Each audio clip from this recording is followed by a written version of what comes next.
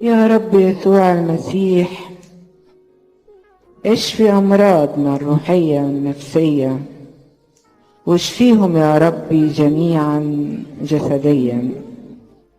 يا رب يسوع المسيح، اذكر كل واحد وواحد باسمه، وكل واحدة وواحدة باسمها.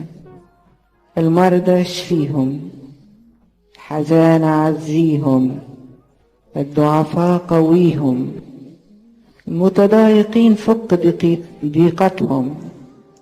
يا رب اجعل بيوتهم عامرة كلهم بحسهم وحس أولادهم، واجعل أولادهم يا ربي ثمرة صالحة، واللي ما عندوش أولاد يا ربي فرح قلوبهم واديهم. كن معنا يا رب جميعا، لأنك أنت قادر على كل شيء، وفي يدك كل شيء، وتستطيع كل شيء، وتقول للشيء كن فيكون.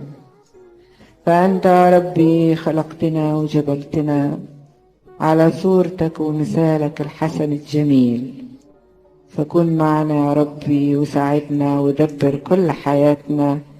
امين بصلوات وشفاعات القديسة الطاهرة مريم لجميع الشهداء والقديسين، واجعلنا مستحقين ان نقول بشكر: يا ابانا السماوات يتقدس اسمك، ياتي ملكوتك، شهدك كما في السماء كذلك على الارض. خبزنا اعطينا اليوم، ذنوبنا كما نغفر نحن أيضا للمذنبين إلينا، ولا تدخلنا في تجربة لكن نجينا من الشرير. بالمسيح يسوع ربنا، لأن لك الملك والقوة والمجد إلى الأبد، آمين.